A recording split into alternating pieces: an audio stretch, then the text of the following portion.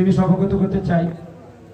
আমাদের হবিগঞ্জে বানিয়াচং, আজমেরিগঞ্জ, লাখাই, বাহুবল সহ আমাদের কৃষকদের যে গাড়ি ঘোড়া দেওয়া হয় সেগুলো কিন্তু 25% কৃষকের উপর নির্ভরশীল, বাকি 75% সরকার দেয়। কিন্তু আমাদের চুনাঘাটের চিত্রটা ভিন্ন। চুনাঘাটের চিত্রটা হলো 50% সরকার এবং 50% কৃষক। সেই বিষয়টা আমাদের মাননীয় এমপি মহোদয় আলোচনা করে আমার চুনারঘাটের কৃষকদেরকে 25% আনা যায় কিনা সেই বিষয়টা আপনার সুনজরে রাখার জন্য আমি অনুরোধ রাখছি। এবং আজকে এই কৃষি অফিসার মহোদয় যারা আজকে চুনারঘাটের প্রত্যন্ত অঞ্চল থেকে এই নার্সারিরা এসেছেন, সবাইকে আন্তরিক অভিনন্দন এবং মোবারকবাদ জানিয়ে আমার বক্তব্য শেষ করছি। সবাইকে ধন্যবাদ। আসসালামু আলাইকুম।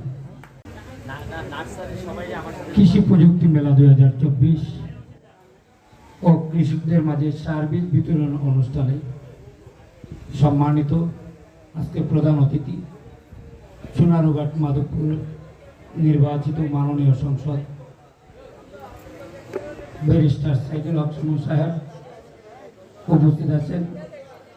আমাদের আজকে সভার সভাপতিত্ব যিনি করছেন এসএলএন মহোদয়, ভাইস চেয়ারম্যান মহোদয়, কৃষি অফিসার মহোদয়, 6 নং সদর ইউনিয়নের সম্মানিত চেয়ারম্যান মহোদয়, আমাদের 3 নং দরগাছ ইউনিয়নের সম্মানিত চেয়ারম্যান মহোদয়, মুক্তিযোদ্ধা মহোদয় সহ অসংখ্য আমাদের ইলেকট্রনিক মিডিয়া ব্যক্তিত্ব,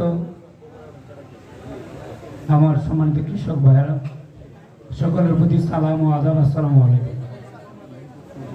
আমরা চুনারঘাট নয়, সমগ্র বাংলাদেশ কৃষি নির্ভরশীল বাংলাদেশ। আমরা কৃষক যদি বাঁচি তাহলে বাংলাদেশ বাঁচবে। বাংলাদেশে